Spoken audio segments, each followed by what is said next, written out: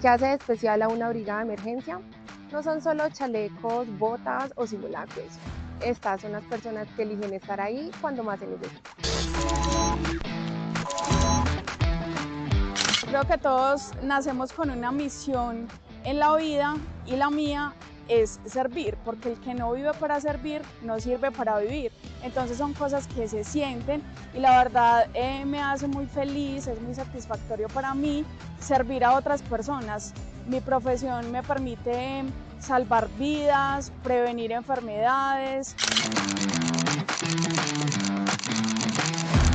La verdad, el reto era poder sentirme útil porque por mi discapacidad a veces uno piensa, no, usted amputado de pierna, ¿qué va a hacer? No, la discapacidad la tienes es mental. Si quieres hacer algo, hazlo.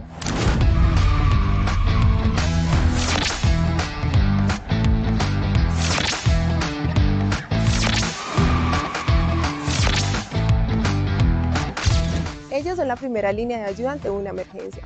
Y en Positiva creemos que una brigada fortalecida es una comunidad protegida.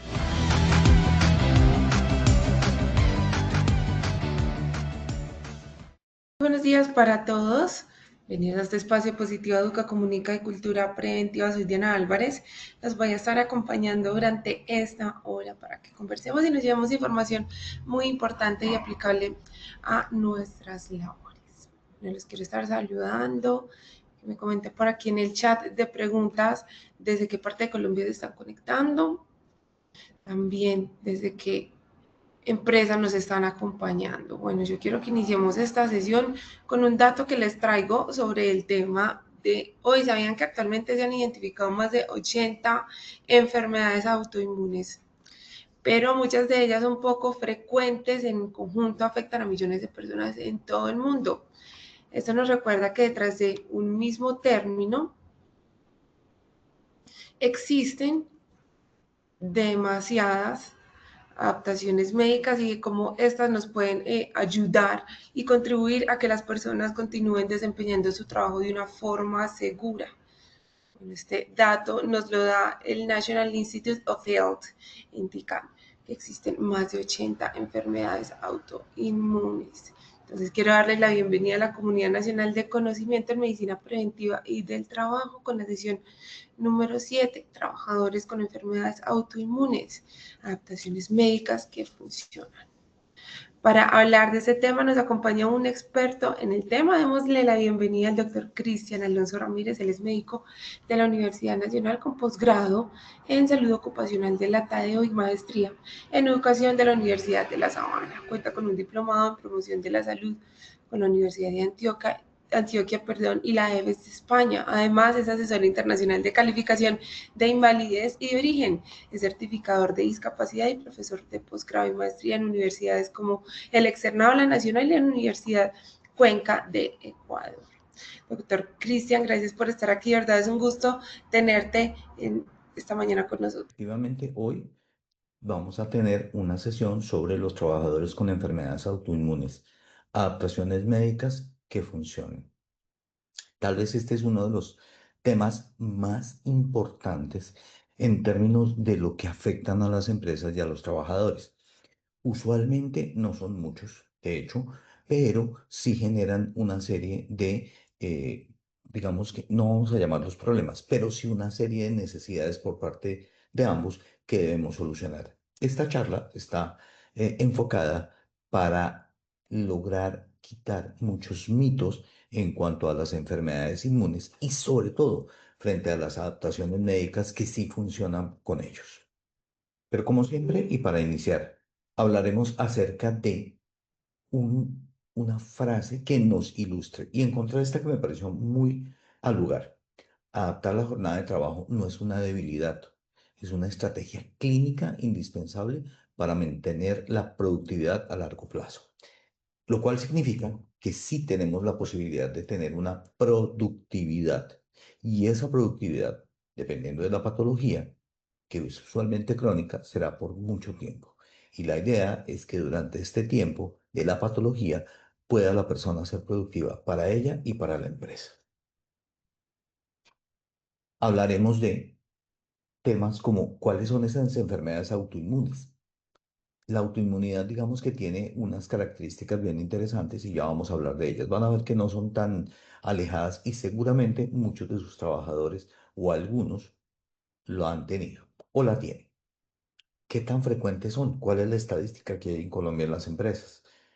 Hay unos principios de adaptaciones laborales que podemos entrar a valorar y que tienen que ver con la resolución 3050, pero sobre todo con lo que técnicamente desde el área de medicina del trabajo podemos aportar para manejar estas adaptaciones. ¿Cuáles son las más aplicables? Enfoquémoslas desde la patología, desde el sector, desde el tipo de adaptación según el tipo de patología que se tenga. Muy bien. Identificaremos cuáles son esas patologías autoinmunes en el trabajo, primer objetivo. Segundo, evidenciar cuáles son los principios de las adaptaciones en el trabajo. Y tercero, analizar por sector, por patología, cuáles son las claves del análisis y del éxito. Esto es enfocado para todo el mundo, porque a veces entendemos que el tema no, dejémoselo al médico, pero intervenimos preguntando y a veces nos interrogamos sobre por qué son de una manera o de otra, o por qué no hay consistencia, o por qué no hay una sola medida o un solo rasero para manejarlas todas ellas. Pero, ¿qué son las enfermedades autoinmunes? Al final, esta pregunta es clave. ¿Por qué?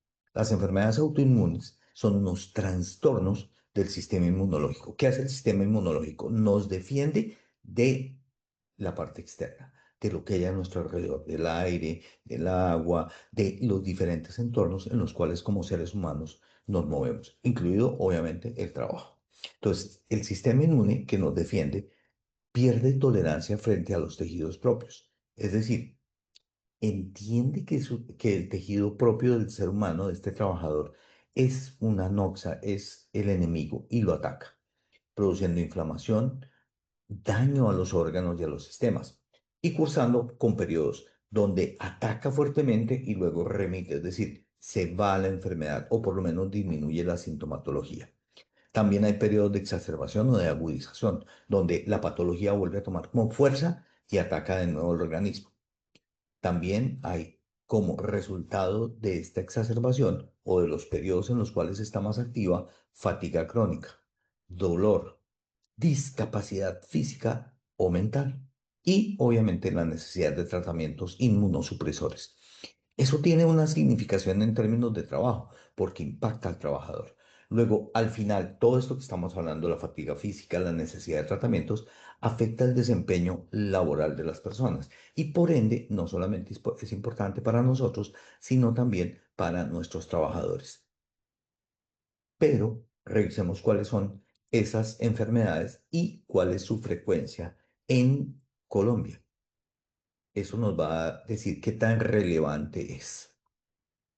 No existe en Colombia, y esto quiero que quede muy claro, una estadística específica de incidencia o de prevalencia de las enfermedades autoinmunes como un grupo ni de manera individual en la población activa, es decir, aquellos que están afiliados a la seguridad social, de 18 a los 62 o más, dependiendo, porque podemos tener inclusive trabajadores que van hasta los 70 años, como es el caso de las entidades del Estado.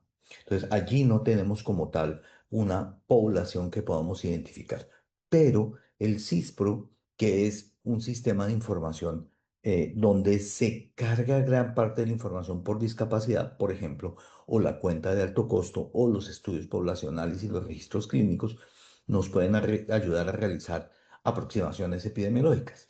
Obviamente estas van a ser extrapoladas, es decir, vamos a tomar de las poblaciones y vamos a decir probablemente, dependiendo de la forma en que se presenten estos trabajadores por edad, por grupos etarios, que significan lo mismo, y por el sitio donde están, es muy probable que sean trabajadores que estén incluidos dentro de esa población económicamente activa que trabaja. Pero tenemos que tener en cuenta que es muy probable que no tengamos una enfermedad, una estadística clara de estas patologías. Pero lo dejamos de una vez y con eso ya podemos arrancar a hacer las estimaciones pertinentes. Primer punto, la artritis reumatoidea. Ustedes ven allí unos dedos torcidos, inclinados hacia el lado cubital, con una luxación del pulgar, con dedos en cuello de botonera, bueno, en fin. Esos dedos en cuello de cisne o en botonera son característicos, al igual que las articulaciones metatarsofalángicas inflamadas. Es musculoesquelética, esta patología tiene mucho impacto laboral. ¿Por qué? Por gran limitación funcional, generando ausentismos y obviamente mucha necesidad de adaptaciones ergonómicas. En Colombia hablamos más o menos que el 0,5% de la población adulta, o sea, 5 por cada 1000 van a estar afectados. Entonces hablamos de 3 a 6 más o menos, eso dependiendo de diferentes estimaciones. Nos da más o menos unos 250.000 personas afectadas, que es lo que identifica CISPRO entre el año 2012 y 2016. El gran problema adicional es que esta patología tiene una mayor prevalencia en las mujeres, como el 80%. Y más o menos lo que se ha estimado en trabajadores, como les decía, va entre 3 a 6 trabajadores por cada 100.000 o por cada 1000, perdón, siendo una patología no poco frecuente. La principal causa de enfermedades autoinmunes que afectan al trabajador es la artritis reumatoidea. Ahora bien, en cuanto a la incidencia mundial, hablamos de 20 a 50 nuevos casos por cada 100.000 personas al año. Es decir, recuerden, ellos entran y se vuelven crónicos. Entonces la incidencia nos dice que estos trabajadores que identificamos cada año van a engrosar las filas de la cronicidad en artritis reumatoidea y van a persistir por varios años a pesar de afectar fuertemente muchos sistemas, no solamente el músculo esquelético. La artritis reumatoidea puede afectar el cerebro y el corazón. El lupus eritematoso sistémico, también este le suena muy conocido. Es de alta relevancia laboral. ¿Pero por qué? Porque aquí no genera, a diferencia de la limitación física de la artritis reumatoidea, una fatiga severa e inmunosupresión. También tiene fotosensibilidad y compromiso de muchos órganos, desde la piel, el cerebro, el riñón. En Colombia hablamos más o menos de 91 casos por cada 100.000 habitantes. Eso quiere decir que ni siquiera alcanza a uno por cada 1000. Es muy pequeño. Bueno, muy, muy pequeño. Predomina también en mujeres, solamente que aquí ya no es del 80, sino del 89%.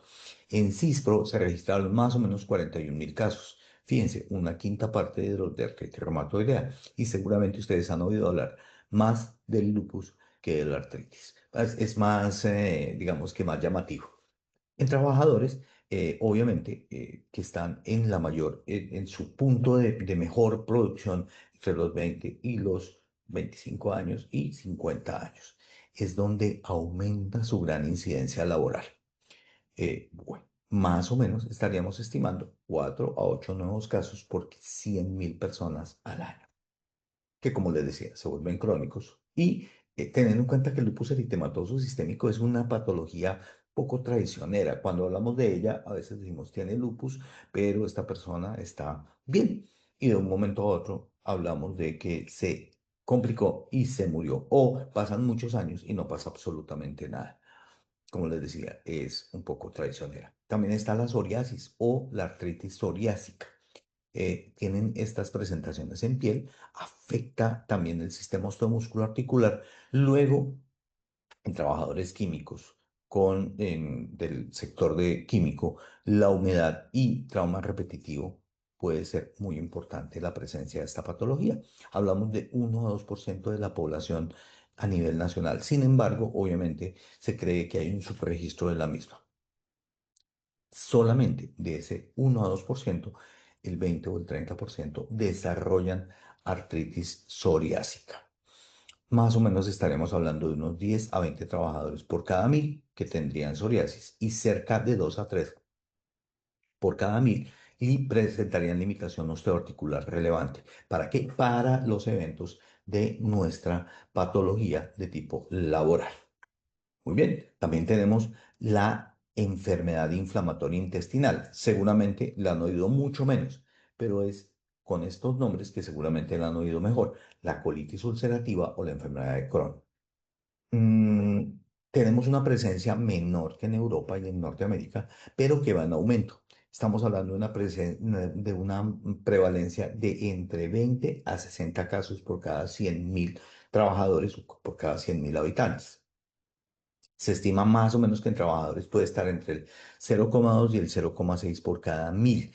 Es decir, estamos hablando de 2 a 6 por cada 10.000 trabajadores. La relevancia laboral es más o menos en la edad productiva entre los 20 y los 45 años. Fíjense que tienen como diferentes momentos del ataque. Y la esclerosis múltiple, yo sé que ustedes la han oído también. Es importante porque tiene un compromiso neurológico muy severo con unas limitaciones progresivas en la parte osteomuscular articular y neurológica, obviamente, porque el sistema nervioso ataca estas áreas. En Colombia estamos hablando que hay una prevalencia, es decir, casos nuevos más antiguos de 7 a 8 casos por cada 100.000 habitantes. Es menor que en los países que están más hacia los polos, más templados. La estimación es que más o menos tenemos una frecuencia de entre 0,1 por 1.000 trabajadores o más baja inclusive, pero con una alta necesidad de adaptaciones médicas. Esta es, como ustedes lo ven, una patología de baja presentación, al igual que las anteriores. No obstante, seguro que tienen algún trabajador en su empresa con ella o varios.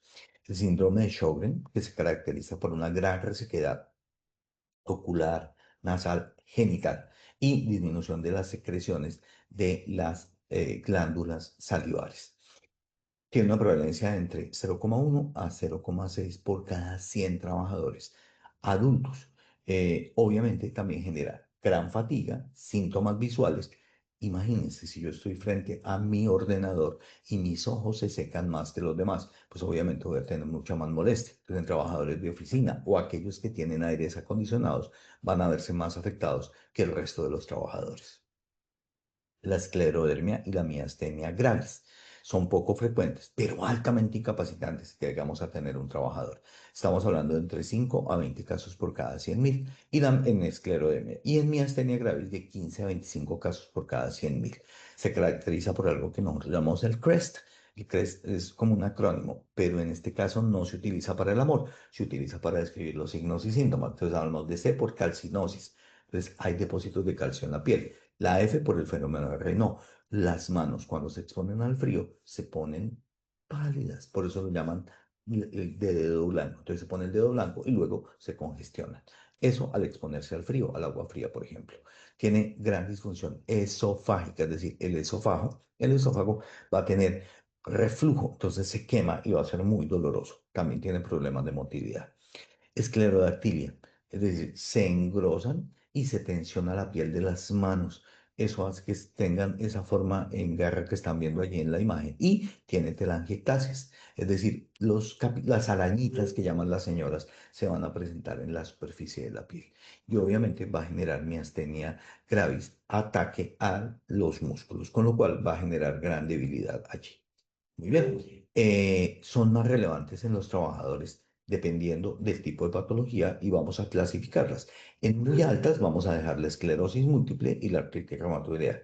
En moderada alta, la psoriasis. En moderadas dejamos el Sjögren y en, digamos, más bajitas podemos trabajar la esclerosis, la miastenia gravis, más o menos en cuanto a la frecuencia de trabajadores, pero muy alta en cuanto a la necesidad de adaptación. Luego, todas estas patologías requieren una necesidad de adaptarse.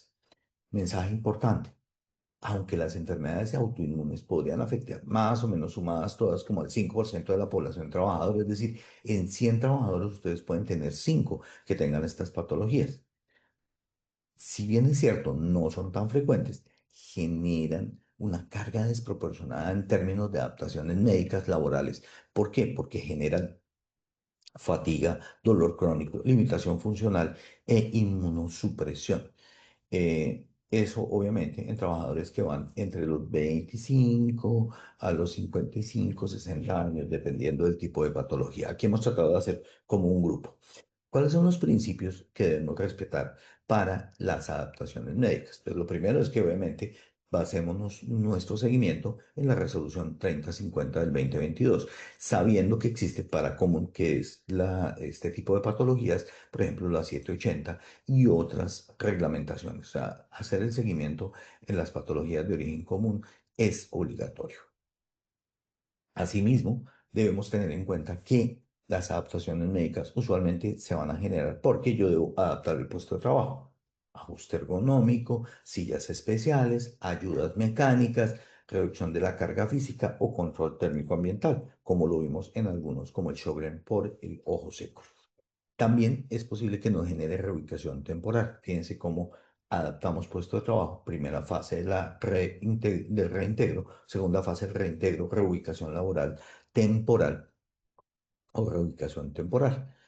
Allí el trabajador, por ejemplo, se está recuperando. Recuerden que les dije que estas patologías, digamos, cursan con exacerbaciones, es decir, vienen normales o viene el trabajador comportándose de manera adecuada, sin problema, cuando de pronto tiene una agudización de su patología y luego vuelve a mejorar. Cuando se recupera, debemos tener en cuenta que las recomendaciones van a tener que irse adaptando dinámicamente a la situación del trabajador. Él muy seguramente de manera inicial no va a poder afrontar todas las exigencias que le da su cargo. Les hago un ejemplo, una enfermera con lupus durante un brote de lupus. Obviamente yo la puedo pasar a una función administrativa temporal. No necesariamente tiene que atender pacientes.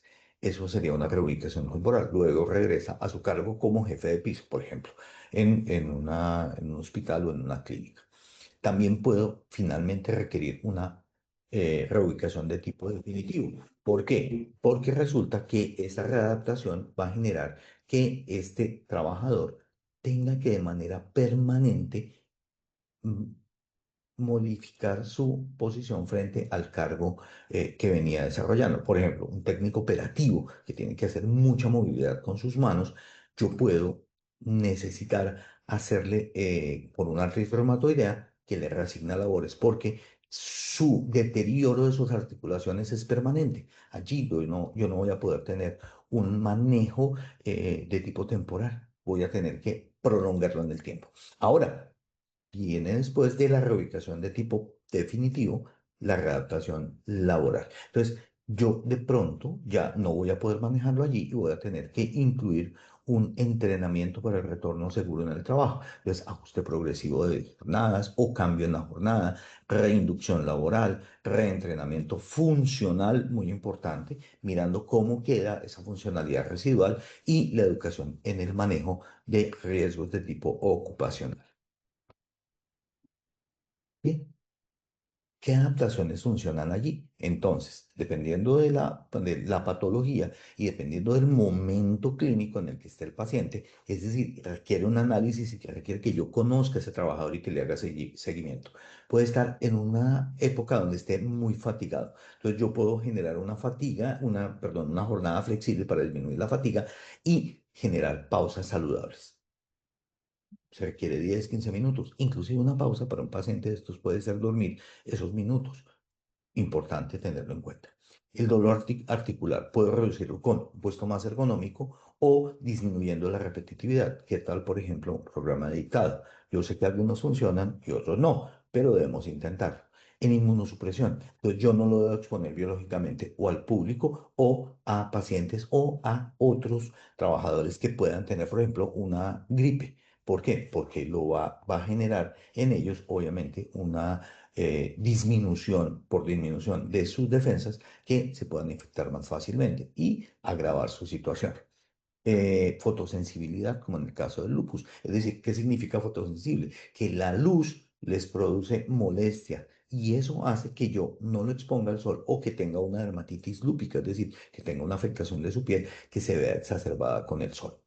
Si tiene debilidad muscular, pues debo restringir las cargas o darle algún tipo de elemento que le permita una ayuda, como un exoesqueleto, por ejemplo, se me ocurre, o simplemente limitar las cargas. Brotes impredecibles. No sabemos cuándo se va a presentar, pero si se presenta, tener esa flexibilidad laboral, entendiendo que él tiene esta patología. Déficit cognitivo Obviamente que patologías, no solamente las patologías de tipo mental producen déficit cognitivo, estas patologías se ven también correlacionadas con las mismas. O en ese caso yo debería tener un ajuste multitarea. ¿Qué tareas va a quedarle fácil manejar o cuáles tareas no haría?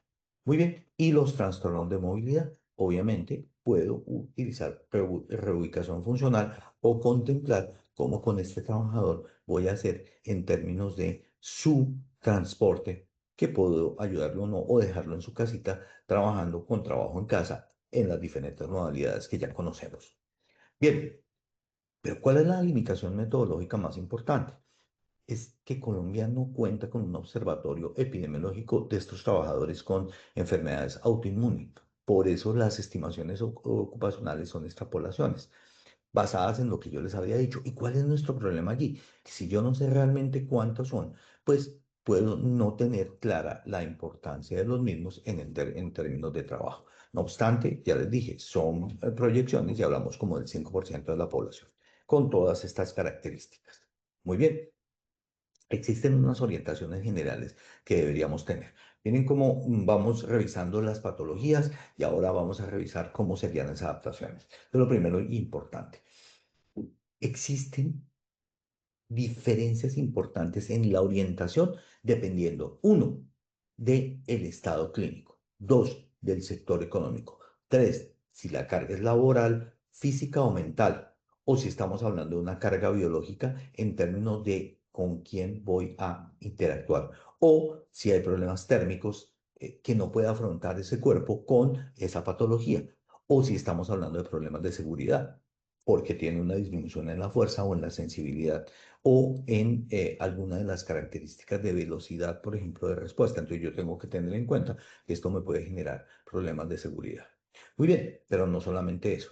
Los trabajadores con enfermedades autoinmunes tenemos que partir de un principio práctico. La adaptación médica se basa más en la capacidad funcional residual. Es decir, no nos centremos en la patología. Ya sabemos que tiene la patología, pero sí podemos decir cuánto le queda y de lo que le queda, cómo lo vuelvo más útil, cómo lo potencio de alguna manera. Ahora bien, también tengo que tener en cuenta cuál es el riesgo del cargo, no el diagnóstico por sí solo. Pero recuerden, la capacidad funcional residual y el riesgo que tiene el cargo. El diagnóstico es importante, como ya lo vamos a ver, yo puedo enfocarlo desde el diagnóstico, pero no es el diagnóstico solo. Esto es muy útil para nosotros porque cuando estamos viendo que, por ejemplo, las EPS generan restricciones genéricas o excesivas, no conocen, dicen, estoy aquí colocando el no apto entre comillas porque no apto no hay. Recuerden que la resolución 1843 quitó esa palabra de no apto, pero estamos pensando en nuestra mente que él no puede trabajar y eso no es cierto. Eso no es cierto. Esa visión no nos favorece las adaptaciones que sean prácticas y que funcionen perfecto para estos trabajadores. Lo primero que tenemos que hacer, si lo pensamos desde lo funcional, es mirar los dominios funcionales. Eso cambia completamente la orientación ocupacional. Entonces, lo primero es, ¿cuánto yo voy a mirar de las restricciones en términos o recomendaciones desde el punto de valorar, uno, la fatiga? Física o neurológica. La movilidad, cuál es su movilidad residual y cuál es la fuerza que tiene de tipo muscular.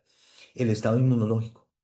Está utilizando inmunosupresores porque las enfermedades o las patologías autoinmunes, digamos que generan un daño en el sistema inmune per se, pero yo tengo que darle agentes autoinmunitarios, lo cual agrava la situación. O inmunosupresores. Y también qué compromiso mental o cognitivo está teniendo el trabajador. Y obviamente, cuando estamos frente a estos pacientes, debo mirar la viabilidad clínica, es decir, cursa con brotes y con remisiones. Entonces yo tengo que tenerlo en cuenta. Ahora bien, esto significa que si yo tengo un trabajador con lupus que esté estable, ¿no es cierto? Pues yo no le voy a hacer nada. Pero si tiene fotosensibilidad, pues yo debo hacer restricción de la exposición a los rayos ultravioleta de la luz. O si lo que tengo es un trabajador que tiene el mismo lupus, pero con afectación de su riñón, con restricción por su inmunosupresión en la que está en ese momento, obviamente yo no voy a poder exponerlo, por ejemplo, a turnos, porque se va a agravar su situación. Muy bien. Entonces, yo tengo que tener en cuenta dos cosas. Tengo que separar lo físico de lo mental en términos de la restricción. Cuando predomina la carga física, entonces yo tengo que mirar cómo hago para mirar cuál es la fuerza requerida para sus tareas, cómo debe manipular cargas, cuál es el problema de marcha. ¿Es una marcha prolongada o es una marcha que no se va a generar? Una bipedestación, ¿cuánto tiempo va a estar de pie? ¿Cómo está la repetitividad de cargos? ¿Qué pasa con la vibración? ¿Existe o no existe? Y si lo puedo exponer a ambientes con temperaturas altas o bajas. Eso obviamente va a generarse en aquellos que generan más carga física. ¿Cuáles son las patologías? La artritis reumatoidea desde mucho con el frío, la esclerodermia, la miastenia gravis, la artritis psoriásica y la esclerosis múltiple. Estas cinco tienen un gran problema de carga física. La idea no es que solamente vamos a preguntar si puede trabajar, sino cuánto tiempo, por ejemplo, puede sostener esa demanda física sin exacerbación. Entonces, es más importante, ay, ¿puede trabajar? No, ese no es el punto. El punto es qué tanta demanda física puede aguantar y por cuánto tiempo. Y obviamente, les voy a dar un ejemplo. Una enfermera con artritis reumatoidea no necesariamente siempre es incapacidad total. Yo puedo evitarle la movilización de pacientes, por ejemplo, en un momento determinado o disminuir esos turnos de 12 horas continuas que va a tener. Y con eso estoy mejorando su situación 100%. Ahora, es diferente, como les decía, la carga física a la carga mental. Miremos ahora la carga mental. Entonces, si es un trabajador administrativo que requiere análisis de documentos, que tiene, por ejemplo, que analizar rápidamente una tarea, por ejemplo, en un call center. Entonces, yo voy a mirar si hay fatiga crónica, si necesita atención sostenida y por cuánto tiempo la puede tener, si es multitarea, ¿sí? Lo que llamamos multitasking, si tiene necesidades de velocidad de procesamiento de la información, si tiene afectación con la privación del sueño y si tiene estrés ocupacional. Esto pasa, por ejemplo, en el lupus, que tenemos lo que llamamos la tiniebla, sí, la tiniebla cerebral, que es el brain fog, la esclerosis múltiple, el Sjögren, la enfermedad inflamatoria intestinal, el Crohn y la miastenia gravis. Tip práctico para que tengamos en cuenta. La fatiga cognitiva suele subvalorarse. Desafortunadamente, nos es más fácil aceptar la fatiga física que la fatiga mental. Un poco desde todas las áreas que tenemos este tipo de trabajo, pero sobre todo desde las empresas. Muchos trabajadores parecen funcionales, pero están lentos mentalmente, tienen fatiga ejecutiva y problemas de concentración. Eso los hace más peligrosos en términos de los trabajos mentales. Entonces podemos hacer, por ejemplo, pausas breves programadas, jornadas híbridas entre asistencia y no asistencia, trabajo desde casa, menores multitareas, no le demos tantas tareas al tiempo o reduzcamos las horas extra. Esto les va a quedar obviamente para que lo puedan consultar posteriormente, sobre todo al personal médico que tiene que ver con ello y a ustedes en las empresas para que lo puedan revisar y decir, venga, pero ¿por qué está pasando esto? ¿Por qué no contemplamos esto que escuché en una conferencia? En el sector salud, miremos ahora desde el sector económico. ¿Cuál es el problema del sector salud para este tipo de patologías? Uno, los turnos excesivos. Dos, hay alta carga física. El riesgo biológico es una amenaza para la inmunidad de estos trabajadores y tienen un estrés elevado. Entonces, cuando yo sumo todo eso, estoy frente a una bomba un poco complicada, no difícil, no imposible. Entonces, por ejemplo, en el lupus que tenemos con inmunosupresión, entonces yo le puedo evitar tareas en pacientes que tengan probabilidad de contaminación desde lo infectocontagioso. Entonces, yo ya ahí ya estoy reduciendo una gran cantidad de problemas. Evitar, por ejemplo, urgencias o unidades de cuidado intensivo cuando estén inmunosuprimidos de manera severa o reducción del turno. Esto reduce el estrés físico y mental. En artritis reumatoidea, obviamente, no debe tener manipulación repetida. Sus articulaciones están en mal estado. Puede generar carritos ergonómicos, dependiendo del cargo, y obviamente roto funcionalmente. Rotar funcionalmente es que vaya por varias tareas, dependiendo de la afectación que tenga. En la miastenia grave, recuerden que el problema es muscular, entonces evitar turnos mayores a 8 horas. No le va a alcanzar la vitalidad para ese tiempo. O restringir procedimientos críticos prolongados. ¿Por qué? Porque se va a fatigar más fácilmente físicamente hablando. Tip clave.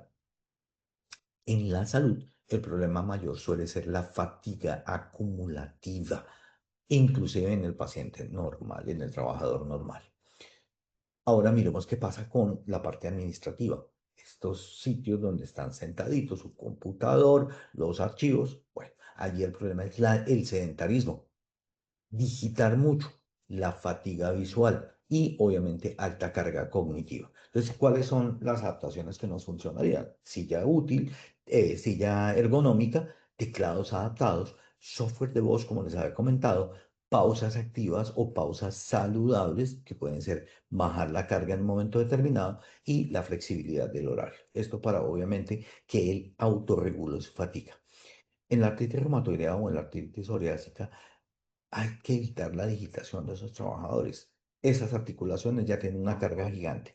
En el Sjögren, humidificación del ambiente. Recuerden que hemos dado algunas charlas sobre cuál es la humedad más eficiente en los sitios de trabajo cuando tenemos aires acondicionados. Y obviamente también descansos visuales. Recuerden que el descanso visual es para ellos cerrar un poco los ojos, estimular el parpadeo para que se humidifiquen y puedan utilizar también gotas o ungüentos que son un poco más duraderos en términos de la humidificación de la esclera. Y obviamente en el lupus y en la esclerosis múltiple, jornadas flexibles para evitar la fatiga. Tip clave en estos pacientes. El problema de la barrera del trabajo suele ser el presentismo. Están allí, pero tienen baja productividad por la fatiga. Entonces, tenemos que tenerlo en cuenta. En la industria, entonces recuerden que allí la carga va a ser física, hay mucha repetitividad, vibración, frío o calor, esfuerzo biomecánico fuerte. En ese orden de ideas, las adaptaciones útiles pueden ser disminuir la vibración mano-brazo, dependiendo del tipo de herramientas que manejen, que se automatice parcialmente algunas de las tareas que hacen, o que haya una exposición térmica controlada, por ejemplo. En esclerodermia, no debo darle mucho frío porque el fenómeno del Raynaud se va a exacerbar. En el caso de la artritis reumatoidea, disminuir las pinzas con los diferentes dígitos. Y en esclerosis múltiple, evitar el calor excesivo. Luego, siempre como tip es evitar las restricciones absolutas.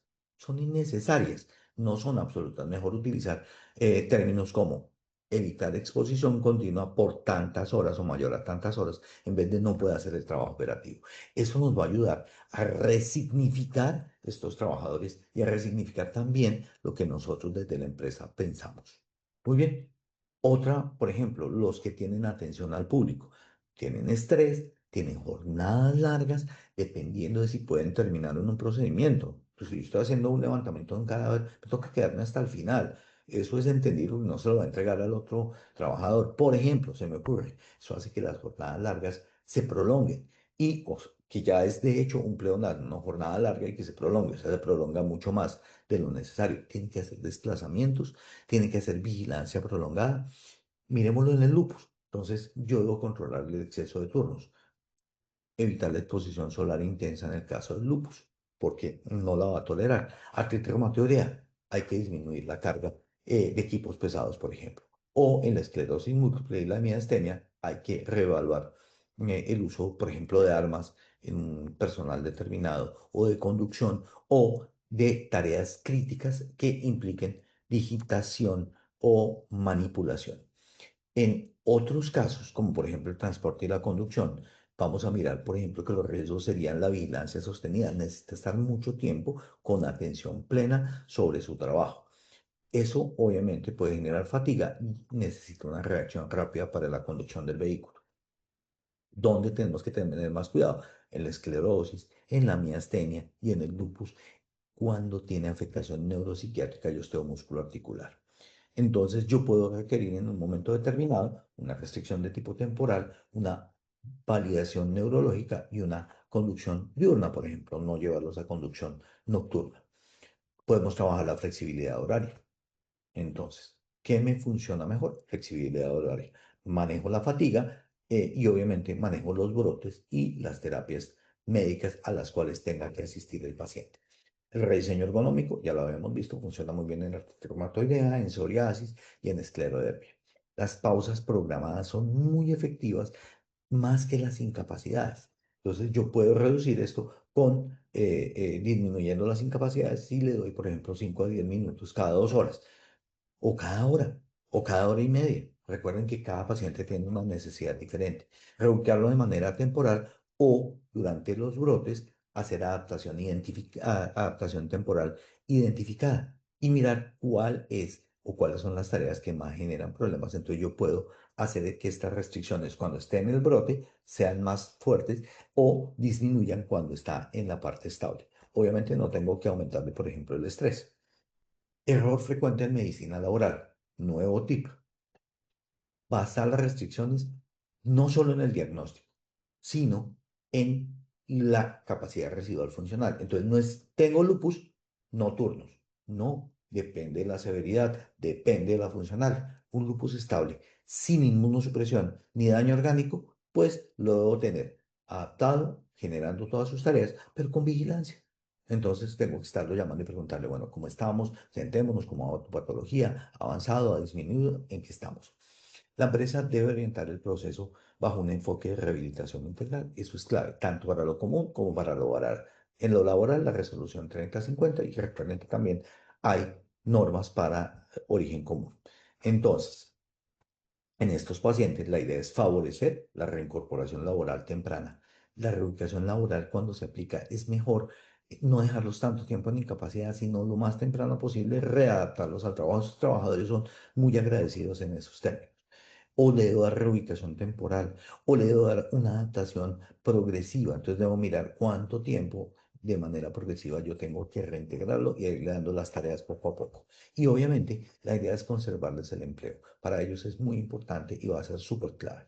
Preservar la productividad y la seguridad se vuelve nuestro objetivo, evitando que se cronifique el paciente en términos de ausentismo y obviamente haciendo una prevención sobre la discapacidad que probablemente vamos a disminuir. Recuerden que las adaptaciones laborales son dinámicas, o sea, quedarnos con una cosa estática no funciona. Entonces, yo le coloco temporalidad a la recomendación o a la restricción y debo reevaluar clínicamente cómo va el paciente. Ajustar según la evolución funcional. Entonces, si se empeora, la aumento, si mejora, la disminuyo.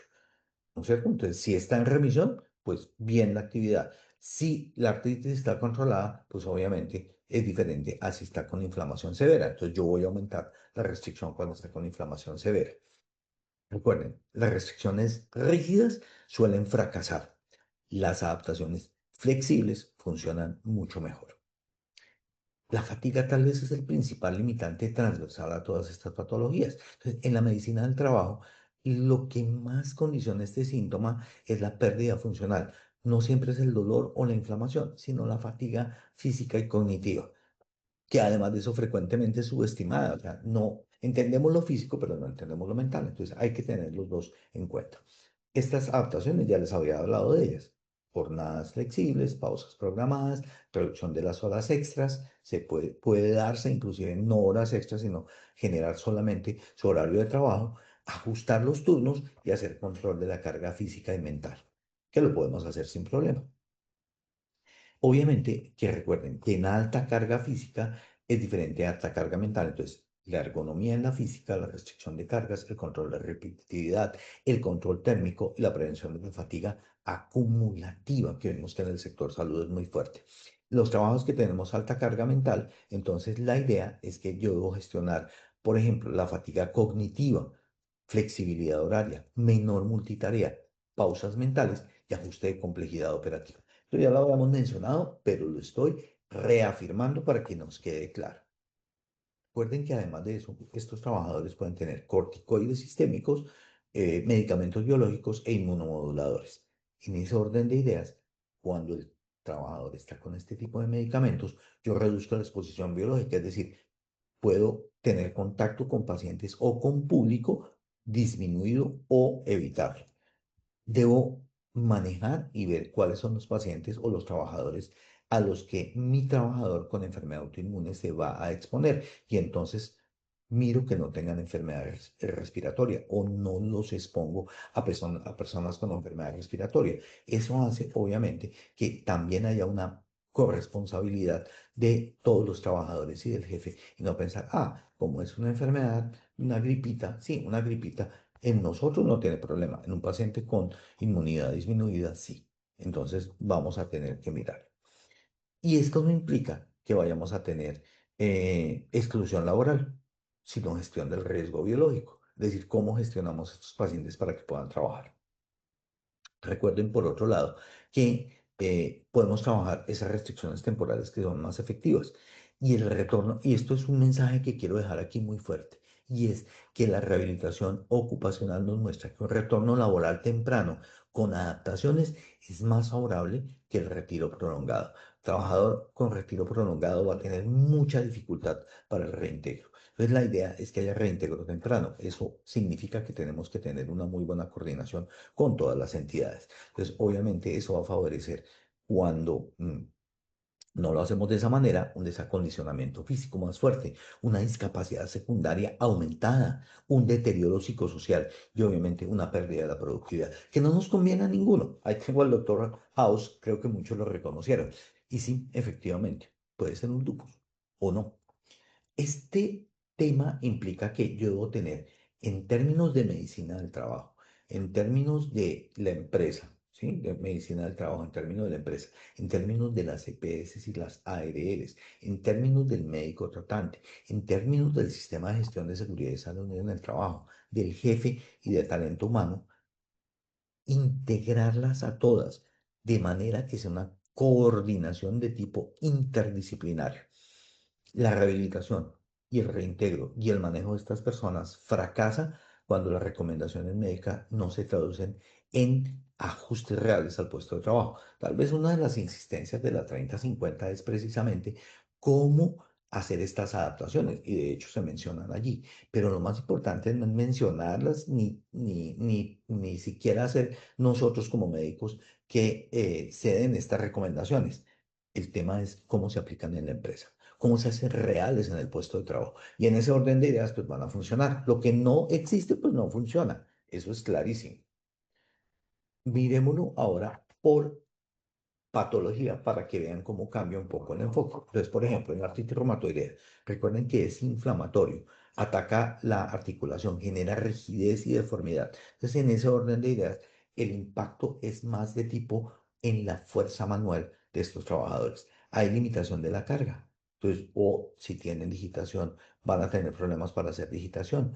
O si tienen movimientos frecuentes y repetitivos, pues también van a tener problemas. Y la fatiga también se vuelve un tema de mayor impacto.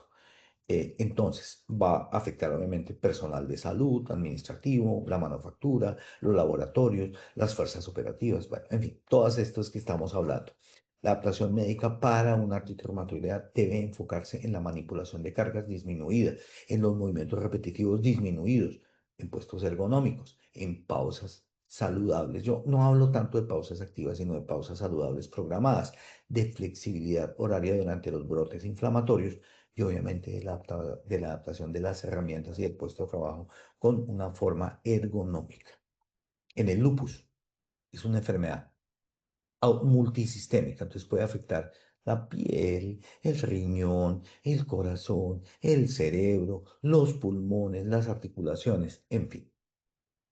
Tiene un alto impacto laboral en términos de fatiga en un momento determinado, fotosensibilidad, dolor articular y riesgo de infecciones porque se inmunosuprime. Entonces, ¿qué debo hacer? Reducir la exposición a la luz ultravioleta intensa, no tener jornadas extensas, evitar turnos excesivos y deprivación del sueño, restricción temporal mientras esté en los momentos de exacerbación y obviamente en esos momentos también evitar la exposición a riesgo biológico cuando estamos inmunosuprimidos. Y puedo mandarlo a trabajo parcial en casa cuando sea necesario y cuando sea compatible con su exacerbación. En el caso de la esclerosis múltiple, recuerden, produce neuritis óptica, produce ataxia, que es un poco el hecho de tener mucho manejo físico inadecuado, hormigueo en diferentes partes del cuerpo y vejiga neurológica. Luego, el problema va a ser la fatiga, las alteraciones de tipo motor, como la ataxia, los trastornos visuales por la neuritis óptica y el déficit cognitivo. Y obviamente también contemplemos la vejiga, porque hay que saber ¿Qué tipo de trabajadores? ¿De esos que se pueden levantar y no tienen ningún problema administrativo? ¿O estamos hablando de una empleada o de un empleado que está en una línea de ensamblaje? No va a poder ir de la misma manera al baño, pero con una vejiga neurológica yo tengo que dejarlo lo más cerca al baño y obligar a que la dejen ir al baño. Evitar el calor excesivo. Las jornadas tienen que ser flexibles. Yo puedo disminuir la exigencia física. Lo puedo reubicar de manera temporal en las recaídas y evitar el trabajo en alturas o de conducción si hay compromiso neurológico. Fíjense cómo cada uno depende del estado clínico. En la enfermedad inflamatoria intestinal, pues obviamente siempre hay urgencia intestinal, cerca del baño, fatiga, dolor abdominal. Imagínense trabajar uno con dolor abdominal, pues no es tan cómodo. Ellos lo tienen de manera crónica. Anemia. Eso obviamente favorece la fatiga. Entonces, yo debo darle acceso fácil a los baños, flexibilidad en las pausas, ajustes de los turnos y evitar los trabajos remotos sin acceso al sanitario. Clave el acceso al sanitario en estos pacientes. En la psoriasis, recuerden, los depósitos de calcio en piel y las lesiones en piel. Entonces vamos a tener un dolor articular, limitación en la función y sensibilidad a químicos irritantes. Ya lo van ubicando por patología. Entonces yo debo evitar irritantes cutáneos, obviamente, como adaptación médica, cambio de guantes o de sustancias. ¿Listo? O sea, o le pongo un guante que lo protege o sustancias. Recuerden que ya tenemos una charla sobre guantes que les di. Revísenla para poder hacer esto. Restricción a la humedad, ¿no es cierto? Esa humedad prolongada obviamente va a dañar un poco o va a exacerbar los síntomas en piel. Y protección dermatológica, colocarse la cremita, colocarse los guantecitos de manera adecuada. No es debilidad, es patología. En la enfermedad autoinmune en tejidos conectivos, que es la esclerodermia. Entonces, hay limitación motora, intolerancia al frío y compromiso pulmonar. Entonces, ¿qué yo voy a hacer? Evitar el frío. Obviamente, se nos va a exacerbar. Restricción de la vibración mano-brazo. Entonces, herramientas de tipo eléctrico o neumático pues van a exacerbar la patología y obviamente disminuir los esfuerzos de tipo físico. El Sjögren, recuerden que se caracteriza por la sequedad ocular y oral. Las otras no nos interesan en este momento.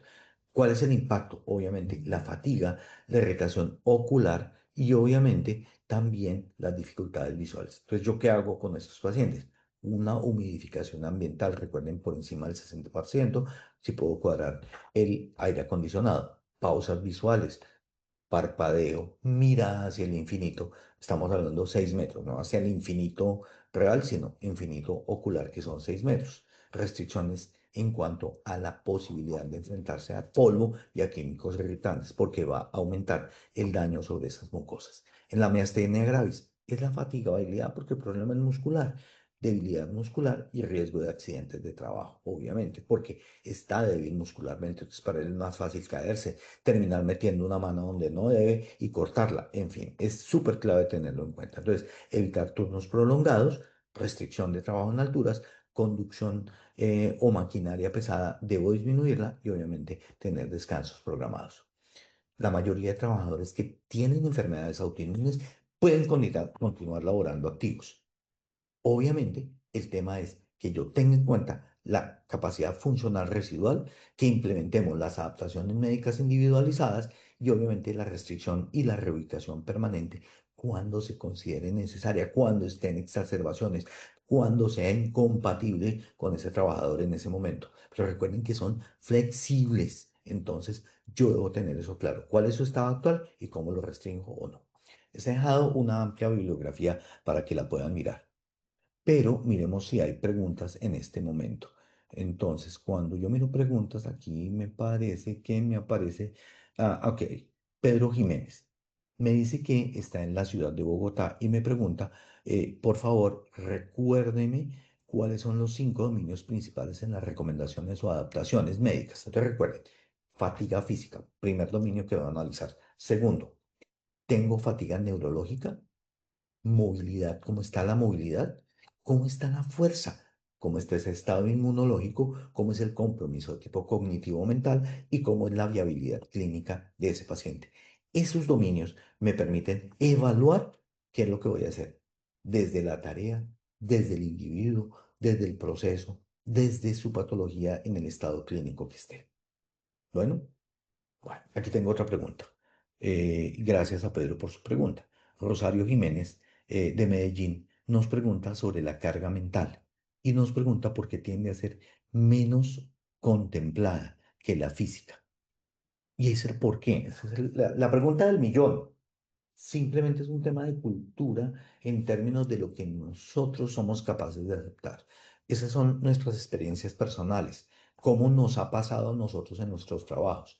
Pero en general, lo mental tiene una serie de implicaciones en cuanto a, inclusive, no solamente lo que nosotros pensamos, sino cómo segregamos a la gente por lo mental más que por lo físico. Somos capaces de aceptar mejor un bastón que una depresión. Ese es, digamos, lo que yo he leído. No es tan fácil, ¿no? Entonces, una persona con una patología, no estoy hablando de la fatiga mental, puede ser que diga, no, es que es perezoso. No, tiene problemas con su cerebro en este momento, como vimos en varias de las patologías por fatiga mental. Gracias, Rosario, por tu pregunta. Juan Pablo Huertas, desde Córdoba, Montería, nos pregunta, ¿cómo trabajamos la unión que existe entre la patología y la segregación pensando en que no pueden trabajar?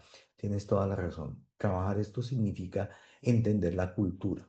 Y entender la cultura significa cómo logramos que las personas entiendan que existe una unión entre la patología que tiene la persona y esas limitaciones. Y el no segregarlo significa que podamos entenderlos y podamos contarle a la gente lo que piensa. En estos días venía precisamente en un avión y en las películas que estaban allí hay una película sobre el síndrome de Tourette. Véanla, se llama I Swear, yo juro. No sé cómo es el título en español.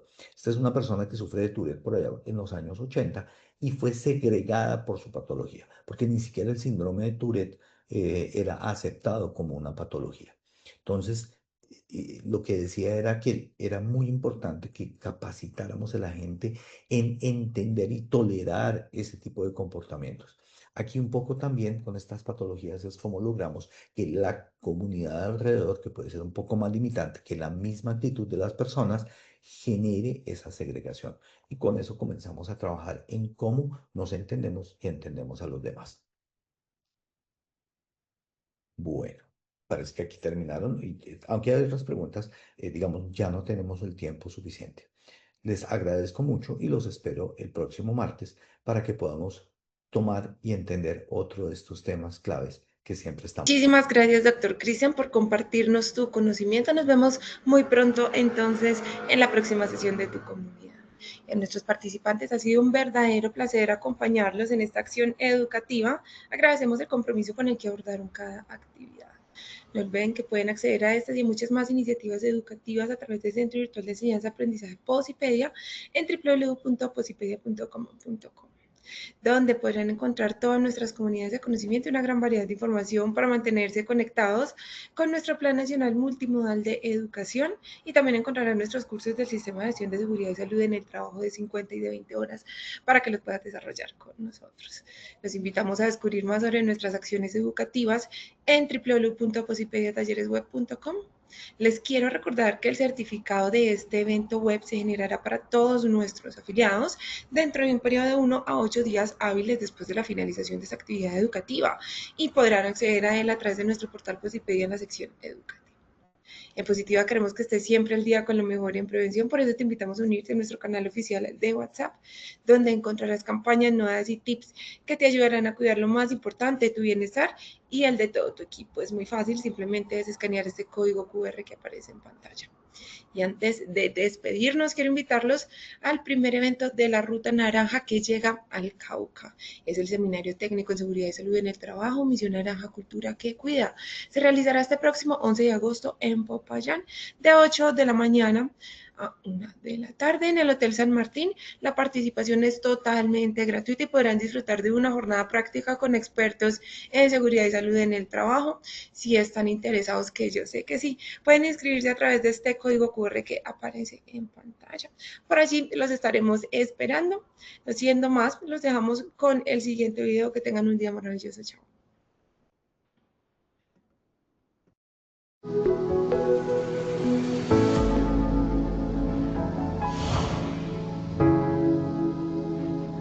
Y como en las diferentes ciudades de nuestro país, Barranquilla no es la excepción. Hoy viviremos un día maravilloso acá en ese tercer Congreso de la Salud Psicosocial. Pero no seré yo, sino los asistentes de este tercer Congreso los que les contarán todo lo aprendido en los talleres, tanto dinámico como teórico. Así que acompáñenos a vivir esta grandiosa experiencia. En nombre de nuestro presidente José Luis Correa, pues agradecer que tenga en cuenta esta ciudad, a Barranquilla, como siempre puerta de oro para todos los procesos de innovación en diferentes temas. Mi nombre es Verónica Montero, vengo de Sabana Larga Atlántico representando la IPS Verbo Salud. En el día de hoy he tenido una experiencia súper espectacular y maravillosa con Positiva. De verdad que he aprendido sobre la importancia de la inteligencia emocional y aplicarla en las empresas. De verdad que me llevo un aprendizaje súper valioso, el cual voy a aplicar en la empresa como coordinador de seguridad y salud en el trabajo. Positiva es la mejor opción. Mi nombre es Melissa Rodelo, vengo representando al SENA como instructora. Me ha parecido excelente este congreso de salud mental porque ha sido un espacio muy dinámico donde compartimos en talleres, socializaciones, experiencia con otras personas que vienen de otras empresas, y los coaches han estado excelentes con unos muy buenos temas que podemos aplicar en las organizaciones. Gracias a Positiva por este espacio y por la oportunidad que nos brinda de aprender. Mi nombre es Pablo Barrios, estoy en el Congreso de Positiva y lo que más me ha parecido interesante del Congreso ha sido su dinámica. Es súper fluida, estar de salón en salón y escuchar a todos sus líderes comentándonos el temas. Particularmente me llamó mucho la atención el tema de liderazgo en humanismo y bioética, porque creo que eso es lo que hace falta mucho en las organizaciones. Trabajar en el humanismo, en la parte humana de los trabajadores, es lo más importante ahorita mismo. Muchas gracias, Positiva. En Barranquilla, en el Hotel Country, estamos haciendo ya el cierre de este tercer Congreso Nacional de Salud Psicosocial. Positiva sigue yendo a todos los territorios colombianos, sigue llevando la promoción y la prevención, sigue incorporando la salud mental como una parte estructural en los sistemas de gestión de seguridad y salud en el trabajo.